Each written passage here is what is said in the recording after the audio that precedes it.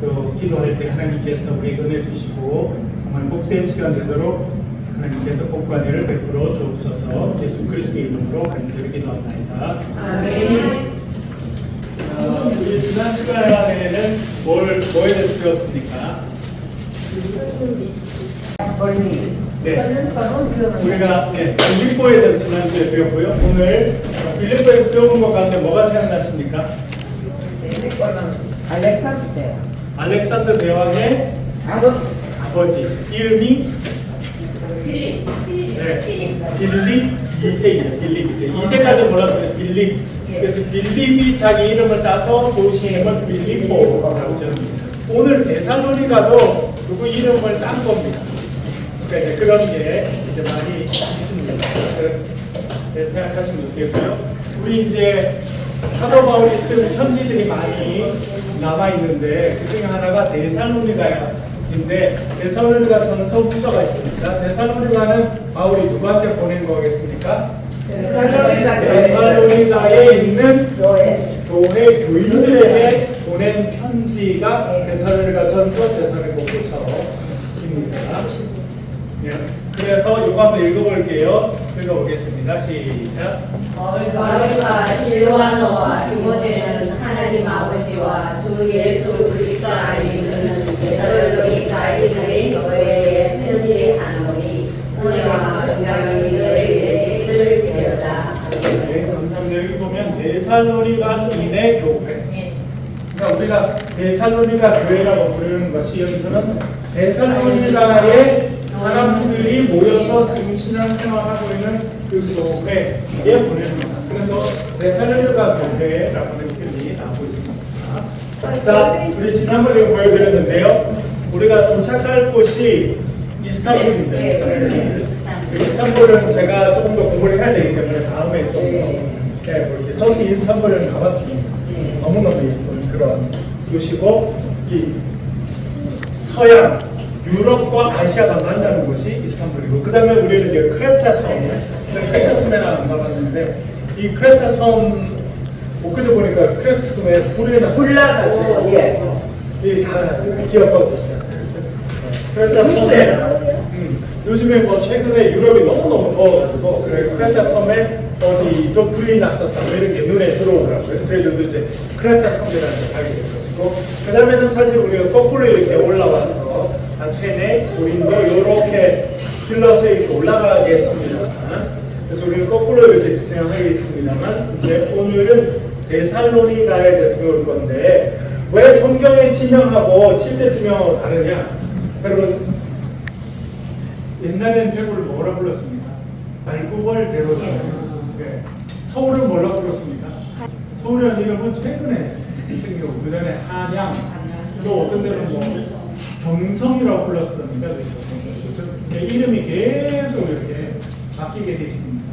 개성, 지금의 개성은 전에 뭐라 불렀습니까? 개경.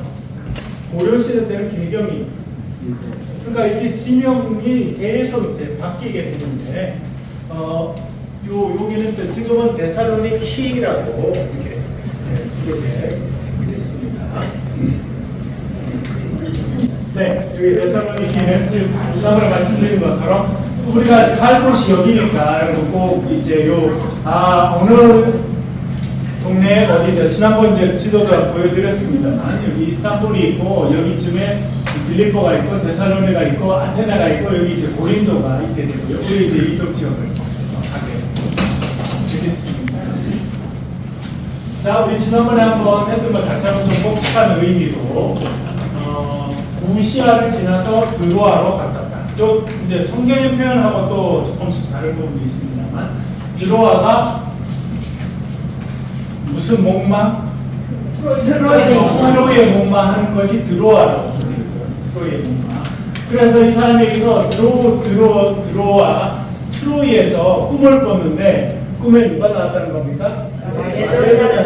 마게도니아라고 성경에 있습니다만 마케도니아 여러분들 아시는 지명은 마케도니아. 지금도 그 지역은 마케도니아라고 부르고 있습니다. 그 지역에 있는 사람이 청해서 건너와서 마케도니아 와서 우리를 도와달라 이렇게 이야기해서 사도 바울이 갔다는 것을 말씀드렸죠. 예, 그래서 무시아를 지나 무시아가 이 지역 아주 넓은 지역 이름이고 드로아 이게 트로이입니다. 여기서 배를 타고 가서 사모트라케라고 하는 섬에서 하룻밤을 자게 됩니다. 그 다음에는 네아폴리라를 지나서 이제 빌립보라고 하는 곳으로 들어갔다는 것을 이야기했죠. 그래서 드로아, 사모트라케, 네아폴리, 빌립보 우리 이제 한글 성경에 있는 표현으로 그렇게 되어 있습니다. 그래서 네아폴리스, 네오폴리스, 새로운 도시라는 뜻인데 우리 가서 이제 보겠습니다만 사도 바울 기념교회가 네아폴리에 있고 여기에 이제 있는 여기 구조로 되어 있는 여기 저 꿈에 그래서 사도 바울이 꿈을 꾸고 있고 마케도니아 청년이 와서 건너와서 우리를 도와달라고 해서 건너와서 여기는 아시아고 여기 유럽인데요. 유럽으로 와서 사도 바울이 복음을 전하게 되면서 그래서 어떻게 보면 세계 역사가 이제 바뀌게 되는 그런 부분이죠. 안 그러면 아시아로 왔으면 사실은 우리가 살고 있는 이 땅이 훨씬 빨리 복음화됐을 수 있겠습니다. 그래서 아주 중요한 그런 사건이고 이제 복음이 유럽에 전해지게 되었습니다. 자, 여러분 여기 옆에 있는 대륙의 이름을 좀 기억할 필요가 있는데요. 여기가 소아시아, 지금 여기가 튀르키예 지역입니다. 튀르키예의 서쪽 지역을 요 지역을 소아시아라고 불렀습니다. 그래서 성경에 아시아에 있는 뭐 이런 표현이 나오더라도 그 아시아는 우리가 살고 있는 일본, 중국의 아시아가 아니고 여기 지금 튀르키예 서쪽 지역을 아시아로 불렀고 거기에 핵심적인 도시는 어디냐면 여기 영어로 되어 있습니다만 여기 지금 표시가 되어 있죠. 어디였냐면 에베소입니다. 에베소가 소아시아 지역의 핵심적인 수도 같은 그런 역할이었습니다. 근데 성령이 아시아로 가서 복음을 전하지 못하게 했다라고 할 때 여기서 말하는 아시아는 요 지역이고 특별히 에베소로 가려고 했는데 성령이 막으셔서 그가 북쪽으로 가서 무시아를 지나서 영어로는 지금 여기 드로아 트로이 목마에 있는 트로이 제가 지난번에 말씀드렸죠. 왜 트로이 목마가 유명하고 트로이가 유명하느냐. 트로이 목마 사건으로 인해서 이 트로이라는 지역이 멸망하게 되고 여기서 멸망한 사람들이 도망을 칩니다. 어디로 도망가느냐면 로마로 도망갑니다. 로마. 그래서 서양 역사의 중심인 로마의 역사가 시작되는 것이 이 트로이 전쟁과 연결되어 있기 때문에 사람들은 이 트로이를 대단히 중요한 도시라고 생각했습니다. 사도 바울의 꿈을 꾸고 사모트라케라고 불려지는 이 작은 섬에서 하룻밤을 자게 되고 여기 네아폴리를 걸려서 빌립보로 가게 되고 데살로니가로 가게 되고 베레아로 가게 되고 여기 이제 성경에 나오는 유명한 지명인데요. 여러분 그래서 보시면 여기 소아시아 지역이 있고 여기 노란색으로 되어 있는 전체 지명이 뭐라고 합니까? 마케도니아. 그러니까 이 알렉산더 대왕의 아버지였던 빌립이 마케도니아의 왕이었습니다. 마케도니아. 그건 뭐냐면 이쪽 지역, 특별히 여기 지금 빌립보가 있고, 우리가 좀 살펴보겠습니다. 아폴로니아, 암비볼리아가 있는 요 지역 중심으로 해서 마케도니아 지역을 확장시켜 갔던 사람이 알렉산더의 아버지였고, 이제 뭐 알렉산더는 나중에는 인도까지 오게 됩니다만, 여러분 요 지명을 알아주셔야 되는 게 이게 마게도니아라고 하는 지역입니다. 마게도니아. 따라해볼까? 마케도니아라고 얘기고요. 밑에 여기 파란색으로 표시되어 있는 지역이 있죠. 여기 이름은 뭐라고요? 아가야라고 하는 지역이 이렇게. 그러니까 지금의 유럽도 여기에 속해 있습니다. 여기에. 물론 여기 지금은 트라케라고 되어 있는 트라키라고 하는 지역. 지난번에 제가 말씀드렸죠. 빌립보가 그 전에 클리니데스라는 도시였는데 스라키라는 사람들이 침입해 들어오니까 도와달라고 해서 알렉산드리아 왕 빌립이 오게 됐다. 그때 이야기했죠. 그때 만든 스라키라고 하는 사람들, 여기 빌립보를 공격한 사람들은 여기 위쪽에 살던 사람이었습니다. 이 지역이 스라키라는 이름의 지역입니다. 뭐 성경에 이제 이 지역은 나오지 않습니다. 그래서 소아시아 하면 튀르키예 서부를 이야기하고 마케도니아와 아가야가 있고 우리가 이쪽 갈 지역이 여기 말하면 마케도니아와 아가야 지역이야. 이렇게 기억하시면 좋겠고 아가야 지역에는 유명한 도시가 있습니다. 우리가 다 가보겠습니다만 어디입니까? 아테네. 그럼 아테네는 서구의 정신의 고향입니다. 정신의 고향. 그래서 뭐 플라톤, 소크라테스, 아리스토텔레스 이런 사람들이 활동했던 그 모든 철학의 중심이 아테네에 있고, 그다음에 그 옆에 고린도는 이제 다음에 우리 배우겠습니다만 망했다가 완전히 성장한 신흥 도시로 성장한 곳이 이제 고린도가 되겠습니다. 그래서 요 아가야 지역에서는 아테네와 고린도라는 중요한 도시가 있고, 마케도니아는 빌립보, 데살로니가 베레아라고 하는 그런 도시가 중요한 도시다. 그렇게 기억하시면 좋을 것 같습니다. 한 번 더 읽어볼게요. 이제 성경에 사실 표현들이 다 나옵니다. 우리가 스쳐 지나가서 다시 읽어볼게요. 12절부터 시작. 거기서 빌립보에 이르는 마케도니아 사람의 첫성이요 또 로마의 식민지라 이 성에서 수위를 이어하다가 그들이 양비보르와 아볼로니아로 가다가 데살로니가에 이르니 거기 유대인의 회당이 있는지라. 감사합니다. 이 사람들이 빌립보에 이르러서 수위를 유하다가, 그렇죠? 그러니까 빌립보에서는 그렇게 오래 있지 않았어요. 수일이라고 하면 뭐 10일 이내 정도로 짧게 이렇게 있었다고 생각이 되는데, 그 다음에 어디에 갔는지 요 지명은 여러분 익숙하지 않은데 어디가 나옵니까? 암비볼리. 그 다음에는 아볼로니아를 다녀가서 어디 이르렀다고요? 그러니까 네아폴리라는 곳에서 빌립보 더 안쪽으로 있는 한 16km 좀 떨어진 빌립보라는 걸 갔다가, 그 다음에는 암비볼리, 그 다음에 아폴로니아, 데살로니가. 여기도 우리가 다 가볼 겁니다. 예, 우리가 이제 거꾸로 순서로 좀 가보겠습니다만, 예, 이런 순서로 다 가보게 되겠습니다. 그리고 데살로니가 이렇게 해서 거꾸로 가보겠습니다만, 사도 바울은 네아폴리, 빌립보, 그다음에 암비볼리, 아폴로니아, 데살로니가, 이렇게 요 지역은 여러분들이 좀 익숙하지 않은데 이렇게 이제 성경에 나와 있는 거 보이시죠? 자, 여기 보겠습니다. 그래서 사도 바울이 드로아에서 사모트라게 섬에 들렀다가 네아폴리, 여기를 처음에 도착하게 되죠. 그러다가 내륙에 있는 빌립보로 가게 됩니다. 그리고 빌립보로 가다 어디 갔다는 겁니까? 암비볼리. 여기는 또 아볼로니아. 그 다음에는 데살로니가에 갔다가 옆에 지금 영어로 베레아라고 있는데 베레아까지 이렇게. 여기가 이제 마케도니아에 속하는 중요한 도시다. 라는 것을 여러분 기억하시면 좋을 것 같고요. 자, 여기 다시 한번 써놨습니다. 여기 마케도니아라고 되어 있죠. 마케도니아 중요한 도시가 네아폴리에서 빌립보, 암비볼리, 아폴로니아, 데살로니가, 그리고 베레아까지. 요 지역을 다 가볼 겁니다. 그래서 여러분 요 지명을 기억하시면 또 좋을 것 같습니다. 자, 그래서 이제 이거는 제가 여러분 지금 오늘 프린트해 드린 거에 오늘 프린트해 드린 거 보이시죠? 네. 여기 이제 나와 있는데 지금의 보면 데살로니가는 찾기가 편하죠? 왜냐면 지금도 데살로니가가 제2의 도시입니다. 엄청 큰 도시인데 딴 도시들은 한때 컸지만 지금은 쇠퇴하게 되었다라고 하는 것을 알게 되겠는데요. 자, 거꾸로 한번 볼게요. 이게 데살로니가 찾기가 쉽죠, 여러분?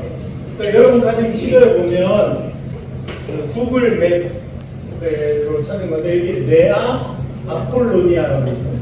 네아는 네오 이런 거 다 새롭다, 새로 만든 신도시 이런 뜻입니다. 그래서 뭐 대구도 여기 그 중심가였다가 지금은 이제 수성구 이쪽은 옛날에 다 중심가 아니었잖아요. 그렇죠? 이제 팽창했죠. 똑같습니다. 모든 도시가 이렇게 되어 있는데 여기서 다소스 아폴로니아라는 지역이 있고 여기는 네아 아폴로니아, 그러니까 새롭게 생긴 아폴로니아 지역입니다. 하여튼 이 데살로니가에서 동쪽으로 오게 되면 아폴로니아라고 하는 지역이 있는데 그 다음에 아폴로니아 말고 또 어떤 도시 있습니까? 금방 아까 말했던 암비볼리. 암비볼리는 너무 작아서 표시가 안 돼서 지금 요 정도 확대해가지고는 안 보이는데 여기 59라고 되어 있는 여기 59번이 도로 이름인데 여기쯤에 있게 됩니다. 여기 보이시죠? 59번. 여기 보니까 뭐라고 했습니까? 암피폴리스. 암피폴레. 지금 이제 헬라어로는 암피폴레라고 되어 있는데 여기가 지금 앙비볼리라고 하는 도시가 있었던 곳인데 지금도 사람들이 많이 살지 않는 아주 자그마한 곳이기 때문에 확대해야지만 나오는 그런 곳이 되겠습니다. 여러분 우리도 이번에 가서 보겠습니다만 그래서 확대하니까 사자성이 있다는 게 표시가 되고 여기 이제 암피폴리스 유적 조그마한 도시가 있다는 게 되겠습니다. 요거는 지난번에 말씀드린 것처럼 이스탄불부터 이렇게 쭉 그 고속도로가 뚫려져서 나오게 됐고 여기 까만나라고 여기가 이제 네아폴리스인데요. 여기가 필리포고 그다음에 데살로니가를 지나서 블린디시까지 가는 거 제가 말씀을 드렸습니다. 한 요 정도. 2번 도로 위에 있지 않나 생각이 2번 도로. 그렇죠? 여기도 지금 데살로니가 여기 위에 있고 2번 도로가 이렇게 지나가고 2번 도로 바로 옆에 여기 있죠. 도로 옆에 여기 아폴로니아 좀 더 작은 도시인데 여러분들 대략 표시해 보시면 좋겠습니다. 그런데 2번 도로 올라가다 보면 요 끝에 여기에 여기 올라가는 여기가 59번 도로인데 여기 아주 조그맣게 이렇게 표시가 되어 있습니다. 여기에 폴리스, 암비볼리 이렇게 만으로 보면 만으로 많이 제일 높아져서 여기가 지금 강이 있는데 사실은 또 강이랑 연결되는 이쪽쯤이겠다. 여러분들 표시를 하면 되겠습니다. 네, 요쯤 아폴로니아가 여기 2번 도로 여기고 여기가 암비볼리. 그러면 데살로니가 외에 딴 도시들은 다 작아져서 지금은 사람들이 거의 살지 않는 그런 데가 많습니다. 여러분 앞으로 가보면 그런 데가 되게 많아요. 특별히 지금의 우리 터키는 이번에 터키 가면 그런 게 너무 많아요. 너무 큰 도시였던데 지금 아무것도 없어요. 흔적만 있고 그런 데가 너무 많은데 뭐 성경에 볼리가 나오고 볼리는 다 폴리스라는 뜻이고 폴리스는 도시. 네. 아고라라는 말도 많이 들으시죠? 아고라가 뭘까요, 여러분? 아고라는 광장입니다. 사람들이 모이는 광장을 아고라라고 그랬습니다. 레온은 레오 하면 뭐가 되겠습니까? 레오 사자입니다. 사자. 그래서 레온 암피폴레오스에서 암피폴리의 사자라 그런 써놨습니다. 뭐까지는 여러분 그런가 보다 생각하시겠습니다. 네, 아까도 제가 보여드렸다시피 데살로니가는 지금도 핵심적인 지역이고 옛날도 대단히 핵심적인 지역이었습니다. 왜냐하면 오른쪽에는 이스탄불 그리고 이 데살로니가를 지나서 여기 블린디시라는 곳에 가야 여기서부터 이제 아피아 가도라고 하는 하이웨이를 따라서 고속도로를 따라서 로마까지 가게 됩니다. 여러분 뭐 지명도 엄청 많이 나오고 길도 다 이름이 있어가지고 다 그런데 다 하실 필요 없지만 이제 듣다 보면 익숙해지시리라는 거고요. 제가 하나 보여드렸습니다만 이게 뭐냐면 이게 그 당시 바울이 활동하기 100년 전에 벌써 국제도로가 만들어졌어요. 얼마나 큰 국제도로. 여러분 여기 부산에서 대구 오다 보면 1번 하이웨이라고 써있는 거 보이세요? 1번 하이웨이. 네. 그게 뭐냐면 부산을 시작해서 대구를 지나서 서울을 지나서 이게 중국으로 가서 이제 결국은 유럽까지 연결될 거라 이렇게 지금 생각하고 있는 길입니다.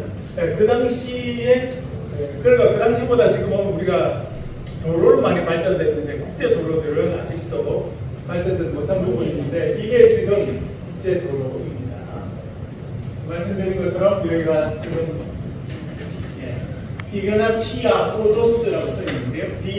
이그나티아. 그래서 비아는 몸을 통하다 이런 뜻인데 길을 비아라고 불렀습니다. 길을 비아하면 지금도 통하다 이렇게 하는 뜻이거든요. 비아는. 그래서 이그나티아 길이다. 그래서 여기는 대문자로 이그나티아 오도스는 길이라는 뜻인데 헬라어로 그렇게 이제 어떻게 보면 표지성.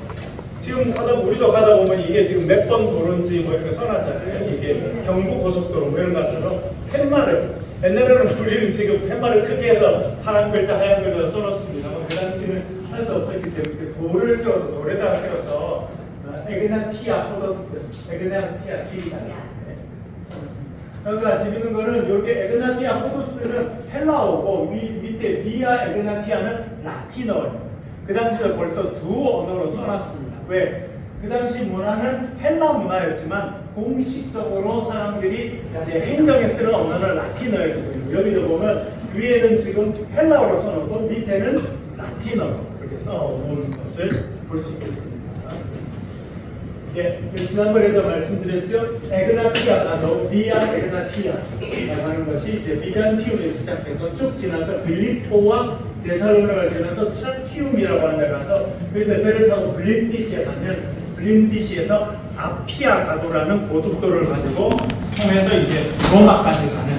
그러니까 지금 그 당시 전 세계 중심이 로마였고 그 다음에 로마가 이렇게 비잔티움으로 올라오게 됩니다. 역사적으로는 여기 로마 지역을 소로마 시대 그리고는 그게 서로마 제국이고요. 동로마 제국은 여기 있는데 통로마 제국은 15세기까지 1453년에 멸망할 때까지 여기가 이제 비잔틴 시대가 됩니다. 그래서 로마 시대 다음에 비잔틴 시대의 수도는 비잔티움이라고 하는 것입니다. 그래서 그 당시 가장 중요했던 비잔티움이라는 도시와 또 로마라는 도시를 연결하는 것이 에그나티아 가도이고 사도 바울은 이 길을 따라서 복음을 전하고 갔다 이렇게 생각할 수 있겠습니다. 네, 그리고 데살로니가는 도시 자체에 대해서 한번 살펴보도록 하겠습니다. 여러분 다시금 또 들으실 겁니다. 여기서 미리 데살로니가는 주전 315년 여러분 꼭 기억하셔야 될 중요한 연도가 있는데요. 알렉산더 대왕이 지난번 보여드린 것처럼 마케도니아 빌립 2세 아들로 태어나서 성당에서 마케도니아 지역을 점령한 다음에 동쪽으로 와서 인도까지 오게 되는데 그렇게 원정을 시작한 때가 언제냐면 333년.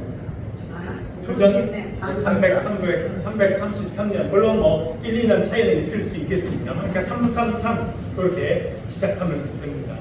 333. 예, 그때가 알렉산더가 동방 원정을 시작해서 이제 소위 말하는 헬라 시대가 펼쳐지게 된 그때가 333년인데 알렉산더는 10년 만에 지금의 그 인도 서부 지역을 다 차지하게 돼서 역사에서 가장 넓은 제국을 형성하는데 10년 걸렸습니다. 그리고 돌아가는 길에 죽습니다.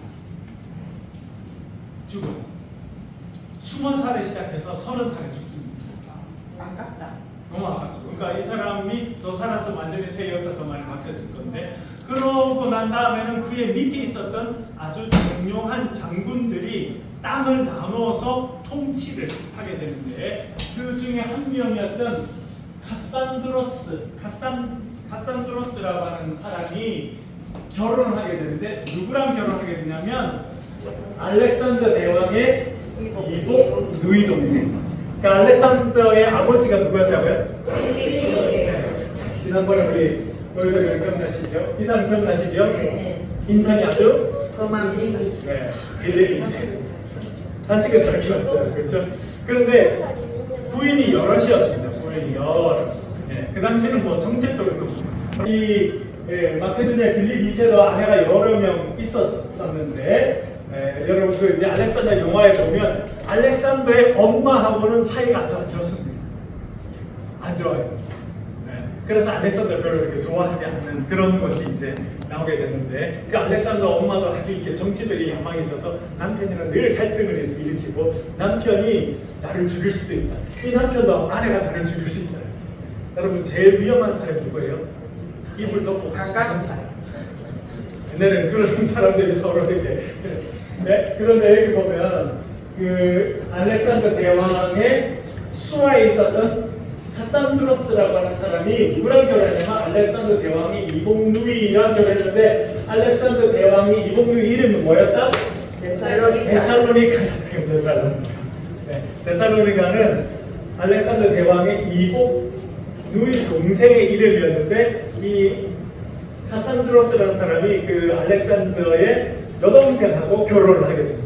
그리고는 지금 보는 이 데살로니가라는 지역에 통치하는 그 지역을 통치하는 왕이 됩니다. 그래서 자기가 통치하게 된 그 지역의 이름을 자기의 아내의 이름을 따서 데살로니가라고 이름을 짓게 됩니다.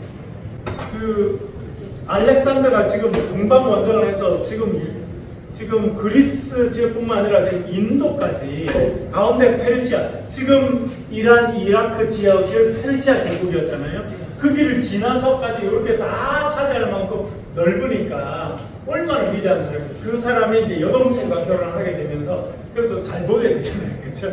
그래서 그 이름을 따서 데살로니가라고 이름을 썼다. 네, 그렇죠. 168, 주전 168년에는 마케도니아가 이제 로마의 영토가 됩니다. 그 전까지는 여기가 마케도니아 제국의 영토였는데 마케도니아 제국이 이제 저물게 되고 로마가 팡창되면서 소위 말하는 로마 제국에 이제 이 땅이 편입되게 됩니다. 그리고 이제 데살로니가는 마케도니아 지역의 수도로 성장하게 되었습니다. 그리고 자유도시 맹장받게 되는데요. 여기 이제 여러분 가서 보시면 여러 흔적들을 보시게 될 건데요. 마케도니아는 이제 마케도니아, 그러니까 그 지역 전체에 지금 말하면 경상북도의 도지사가 있는 곳이 어디입니까? 지금 현재는 안동에 지금 도청이 있잖아요, 그렇죠? 그런 것처럼 지금 이 마케도니아 넓은 지역에 총리가 오게 되면 총리는 이제 로마 황제가 파송한 사람인데 원래는 헬라 도시였지만 로마의 거점 도시가 됐고요. 그리고 많은 로마인들이 와서 살게 됩니다. 그 당시 인구가 20만 명이었습니다. 20만 명. 그 당시 인구 20만 명은 지금 느낌에는 거의 한 1000만 명 정도 느낌이 들 만한 그런 도시라 이렇게 생각할 수 있겠습니다. 그 당시 가장 큰 도시가 로마인데 로마가 100만 명쯤이었거든요. 세계에서 가장 큰 도시가 로마였고 그게 100만 명입니다. 서부 사회에서 가장 큰 도시가 100만 명. 그러니까 20만 명은 엄청나게 큰 도시였다. 이런 뜻이 되겠습니다. 자, 한번 더 읽어볼게요. 이제 사정된 내용을 다시 한번 읽어보겠습니다. 1절 읽어볼게요. 시작. 그들이 안디볼리와 아볼로니아하고 데살로니가에 이르니 거기 유대인의 대장이 있는지라 바울이 자기의 갈 일에 못 이르게 되었다면서 생활 안식일에 성경을 가지고 감사합니다.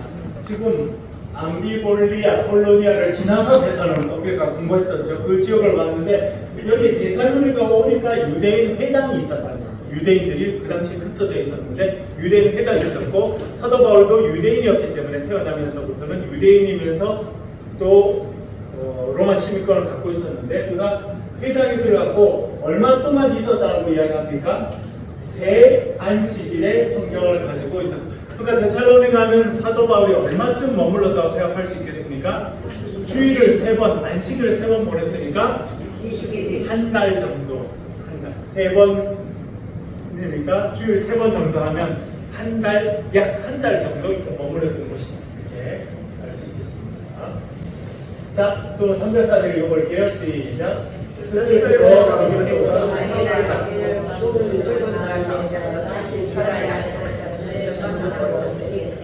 내가 너에게 전하는 이 예수가 곧 그리스도라 하니 그중에 어떤 사람하고 경건한 여자의 큰 무리와 적지 않은 이부인도 원하고 바울과 시라를 따르나.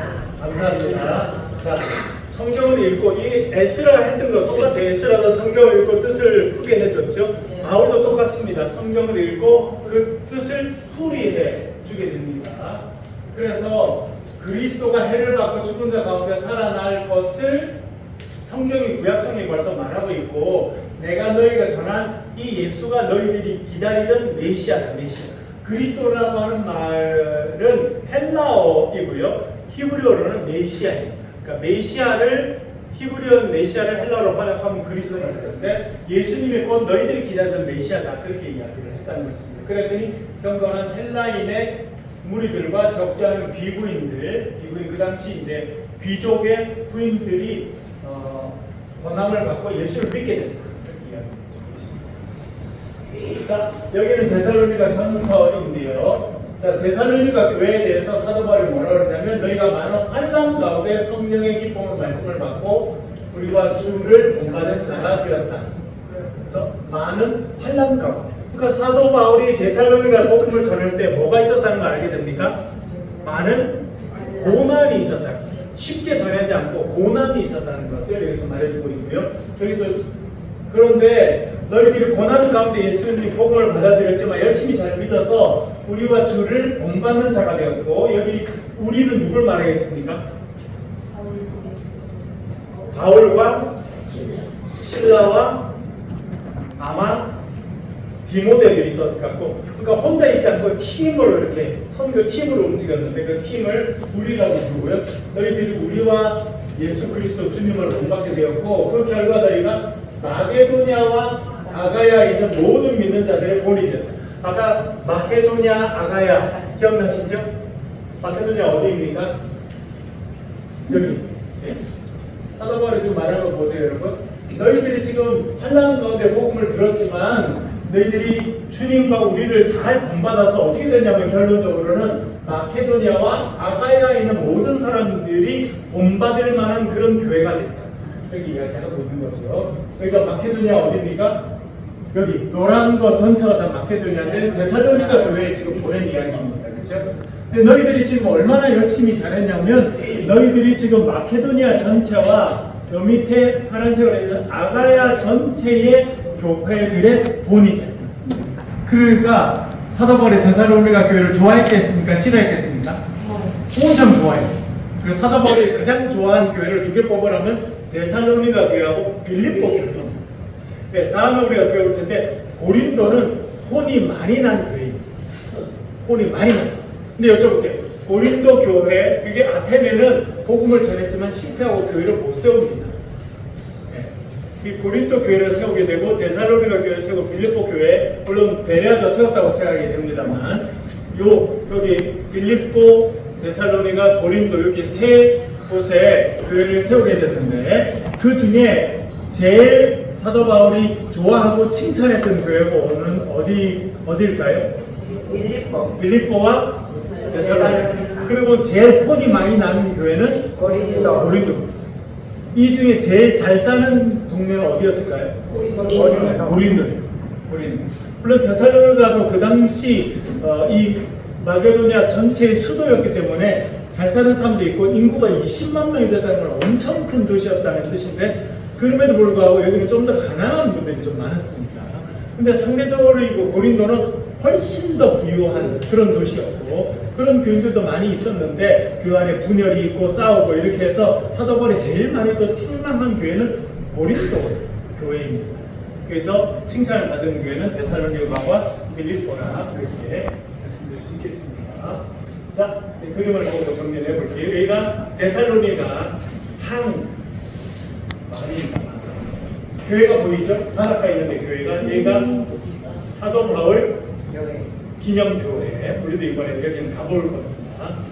그래서 너무 예쁘게 여러분 가보면 예배당 형태가 엄청 다양합니다. 왜냐하면 정말 초기에 찍은 것부터 최근에 찍은 것까지 이게 뭐 비잔틴 양식도 있고 여러 가지 양식으로 이제 교회를 찍게 되거든요. 중세 오게 되면 고딕 양식, 무슨 이런 양식으로 계속 지은 교회들 모습이 있어서 이번에 가시면 이제 건축을 공부하는 우리 이제 윤서가 건축을 공부하고 있는데 김여래 목사님 딸 이제 건축적으로 보면 정말 다양한 형태의 교회들이 다양한 양식으로 다양한 재료를 사용해서 교회를 지었다고 하는 걸 알게 될 것인데 이 빌립보에 있는 교회는 그렇게 돼 있고 대부분 이런 식으로 십자가 되어 있는 것은 정교회입니다. 정교회.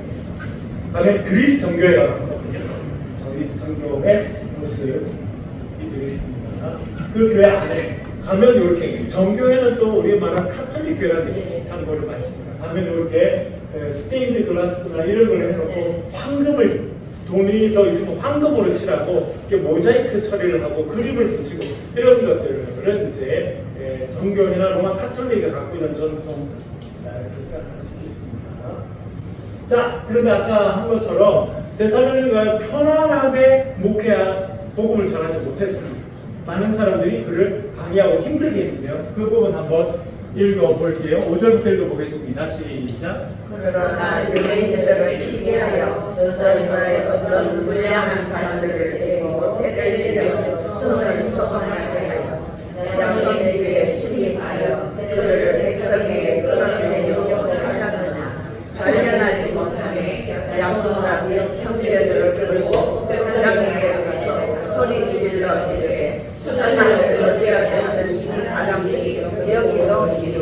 그러니까 여러분 뭐 우리가 에스라 느헤미야 보셨죠? 스룹바벨도 성전을 지으려니까 방해한 세력이 있습니까 없습니까? 있죠. 느헤미야 와서 성벽을 세우니까 방해한 세력이 있습니까 없습니까? 늘 있죠. 그러니까 여러분 방해하는 세력은 복음을 전하는 때마다 있다고 생각하면 돼요. 내가 하나님 일을 하는데 왜 방해하는 사람이 있어? 당연하다 이렇게 생각하면 됩니다.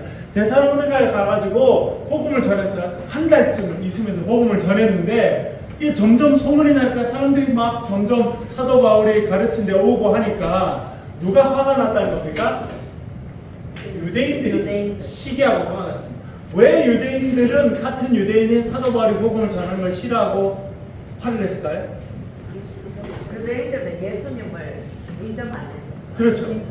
신명기 21장 13절. 예. 나무에 달린 자는 저주를 받는 것이다. 신명기 21장 23절, 21장 23절인데 그게 보면 나무에 달려 죽은 자는 저주를 받은 것이라는 게 나옵니다. 그래서 그렇게 죽은 자는 밤새 두지 마라 이렇게 표현이 나오는데 예수님이 나무 십자가 달려 돌아가시는데 그 예수님을 하나님의 아들이다 메시아다 말하니까 그걸 받아들일 수가 없었던 거예요. 그래서 이 사람들이 시기해서 저자의 어떤 불량한 사람들을 데리고 때를 지어 성을 깡패를 총합니다. 그렇죠? 그 당시에 저작거리 있는 깡패들한테 돈을 주고 이렇게 와서 너희들 사도 바울이라는 놈을 좀 쫓아보내라 그렇게 했다는 거예요. 그래서 누구의 집에 왔다는 겁니까? 야손. 영어로는 야손이 제이슨입니다. 제이슨. 네. 제이슨 야손의 집에 침입해서 누굴 찾았을까요?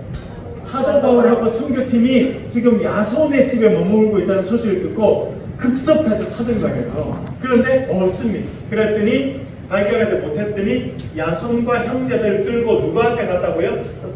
읍장이라고 표현했습니다. 읍장들 앞에 가서 소리를 질러 뭐라 그러냐면 천하를 어지럽게 하는 인간들이 여기 있어. 천하를 무슨 뜻일까요? 천하를 어지럽힌다? 지금 천하는 다 로마가 다스리는 시대인데 로마가 다스리는 시대에 이 시대의 왕은 로마 황제인데 로마 황제가 아닌 나무에 달린 예수라는 사람이 왕중의 왕이라고 전하니까 천하를 어지럽힌다는 거예요. 이 인간들을 잡아 죽여야 된다 하고 불량배들, 깡패들 동원해서 여기에 갔었고 그 사람들이 발견하지 못하니까 야손과 그의 형제들 사도 바울을 이렇게 집에다가 모셔서 식사도 대접하고 잠자리도 제공했던 이 사람들을 끌고 읍장들 앞에 갔다.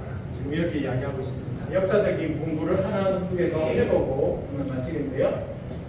자, 읍장들 아까 기억하시고 이게 그러면 무슨 근거로 이렇게 이야기했는지 한번 살펴보겠습니다. 7절 8절 읽어볼게요. 시작. 야손이 그들을 만나 두려워하다 이 사람들이 다 가이사의 명을 거역하여 나는 임금은 예수라는 네가 여기 하느니라. 우리와 읍장들이 이 말을 듣고 소동하여. 자, 여기 제가 헬라어를 써놨는데 여기 두 개 가이사의 명을 거역했다. 가이사가 누구입니까? 여기서 말하는 가이사? 가이사는 카이사르를 성경에서는 가이사는 카이사르가 누구입니까? 예, 시저. 그러니까 카이사르를 영어식 발음으로 하면 시저가 됩니다. 시저. 그러니까 우리나라는 이제 로마식 발음을 받아들여서 카이사르라고 영어로 읽으면 시저가 됩니다. 근데 이 가이사가 로마의 황제입니다. 로마의 황제의 명을 거역했다. 그래서 도그마톤 카이사로스, 도그마라는 말 여러분 들어보셨는지 모르겠는데 교리를 도그마라고 합니다. 도그마 여기서 그대로 나왔죠. 네, 도그마. 그런데 이 사람들을 무리와 읍장들이 이 말을 듣고 소동했다. 지금 돼 있죠. 근데 가이사의 명을 어겼는데 어긴 내용이 뭐냐면 다른 임금 곧 예수를 하는 자가 있다. 아까 말씀드린 것처럼 이 시대는 지금 로마가 다 다스리는 시대고 로마의 황제 카이사르가 왕이 한 명인데 이 사람들이 와서 뭐라 그래요? 다른 왕이 있는데 그 왕 이름이 뭐라고요? 예수라 했기 때문에 천하를 어지럽히니까 잡아서 죽여야 된다 이 이야기를 하고 있다. 자, 가이사의 명이 뭔지 이 내용을 제가 읽어볼게요. 나는 서약하기를 이 당시에 이제 그 고관이 되는 사람들은 다 이거를 서약해야 됐었습니다. 그래서 그 내용이 그래서 가이사의 명의라고 하는 거, 도그마톤 카이사로스라고 하는 것이 뭔지 이제 이 책에 밝혀준 내용이 나오는데요. 나는 서약하기를 나는 나의 전생애 동안 시저 아우구스투스, 시저는 영어식으로 읽은 겁니다. 아우구스투스가 이제 첫 번째 왕 옥타비아누스가 이름이 아우구스투스라는 칭호를 받게 되고, 그래서 사실은 시저, 카이사르란 말이나 아우구스투스란 말이나 다 황제를 의미하는 것입니다. 그래서 두 개 붙여놓은 거는 더 이렇게 높이는 의미를 갖고 있습니다. 그래서 시저 아우구스투스 그의 자녀들과 후손들의 말과 행동과 생각으로 지지할 것을 서약한다. 그러니까 나는 왕을 서약한다. 이걸 서약해야 됐었어요. 어떠한 경우에 있어서도 나는 몸과 영혼과 생명과 자녀도 아끼지 않을 것이다. 이렇게 서약을 해야 된다는 거예요. 내가 지금 로마 황제를 섬김에 있어서 몸과 마음과 생명도 심지어 자녀도 아끼지 않을 것이다 라고 서약을 했다는 겁니다. 그들에 대항하는 어떠한 말과 계획과 행동에 대해서 보거나 그럴 때는 나는 그것을 보고할 것이고, 그러니까 이 로마 황제를 대적하는 일을 내가 말을 듣거나 행동을 보면 내가 보고할 것이다. 그리고 나는 육지와 바다에서 무기와 칼로 그들이 원수라고 간주하는 자들을 누구든지 공격하고 추적할 것이다. 그러니까 로마 황제를 대적하는 사람은 누구든지 어떻게 한다고요? 육지든지 바다든지 칼과 무기를 갖고 와서 그들을 처단할 것이다. 이거를 맹세하도록 했다. 맹세. 그 맹세를 했는데 이 사람들 그 맹세를 어긴다. 왜? 로마 황제가 있는데 딴 왕이 있다고 하니까 이거는 황제를 거역하는 것이고 황제 앞에서 했던 이 가이사의 명을 어긴 것이다. 그렇기 때문에 이들을 죽여야 된다라고 이야기했다는 것입니다. 자, 여기 읍장이라는 표현이 나오고요. 폴리타르케스, 헬라어로는 폴리타르케스. 아까 도시가 폴리스라는 말씀드렸죠. 그래서 폴리타르케스는 폴리스 한 지역을 다스리는 이제 제일 높은 사람을 읍장이다 그렇게 했습니다. 읍장은 폴리타르케스라고 이렇게 이야기하는데 마케도니아 전 지역에 이렇게 암비볼리나 뭐 데살로니가나 베레아나 여기마다 다 읍장들이 있었습니다. 지금 말하면 군수, 시장 이 정도의 느낌, 안 그러면 적어도 뭐 면장, 읍장 뭐 이 정도 느낌, 그런 사람이라는 것입니다. 그래서 이 사람들의 읍장의 숫자는 도시마다, 큰 도시는 여러 명 있었고 작은 도시는 한 명 있었고요. 그래서 이 사람들은 경제적인 책임을 져야 되기 때문에, 여러분 이 당시 로마 사회는 다 돈을 주고 모든 걸 해결해야 되는 사회였습니다. 그래서 돈이 있는 사람이 읍장도 되고 돈이 있는 사람이 상류층에 가게 되는 그런 일이었는데요. 뭐 그래서 읍장들을 위한 대학도 있었고, 읍장은 연임도 가능했고, 공직도 할 수 있고, 뭐 최고 행정가였고, 법적인 권한. 여기 보면 법적인 권, 이게 법적인 권한은 뭐냐면 누구 한 명을 감옥에 집어넣을 수도 있고, 심지어 왕의 허락을 받으면 죽일 수도 있는 권한을 갖고 있는 사람이 읍장이었습니다. 그래서 이 사람들이 읍장들 앞에 가서 이렇게 이야기합니다. 자, 이제 요거 하고 마무리하겠는데 9절 10절 읽어보겠습니다. 시작. 읽어볼게요. 시작. 야손과 그 나머지 사람에게 모습을 닮아고 원하시니라. 황제들이 왕과 시장을 외대하러 보니 그들이 이르러 유대인의 회당에 들어가니라. 감사합니다. 그래서 이 사람들이 난리를 쳐서 사도 바울을 데리고 있던 야손의 집을 습격해서 야손과 형제들을 읍장들 앞에 끌고 가서 이 사람들이 지금 천하를 어지럽히는 인간들을 도와줬으니 처벌해달라 이렇게 하니까 어떻게 했다는 거예요? 보석금을 냈다. 그 당시나 지금은 똑같아요. 네? 지금도 보석금 내고 풀려나는 거죠. 제가 미국에 있을 때도 한 번 오늘 집사님이 전화한 거예요. 자기 남편이 음주운전하다가 잡혔다고. 그래서 경찰에 갔는데 목사님 도와달라. 그래서 가서 뭐 하냐면 보석금을 내는데 재밌습니다. 네. 보석금이 1,000,000원이에요. 그럼 내가 100,000,000원을 주면 거기 있는 이 돈 굴리는 사람들이 1,000,000원을 은행에 넣어줘. 여기 넣어줘. 대신 넣어줘. 100만 원 자기가 먹고 1000만 원을 빌려주는 거예요. 그리고 조금 있으면 그걸 다 찾는 거예요. 그게 보석금이거든요. 그 당시에도 보석금을 내고 이 야손과 그의 형제들 이제 놓아주게 됩니다. 그렇게 해서 이제 사도바울과 그 팀들이 여기 있으면 붙잡히거나 혹은 딴 집에 있으면 그 집을 또 습격할 거기 때문에 할 수 없이 그 데살로니가 지역을 이제 떠나야 되는 거예요. 그래서 어디로 갔다는 겁니까? 밤에 형제들이 바울과 실라를 어디로 보냈다고요?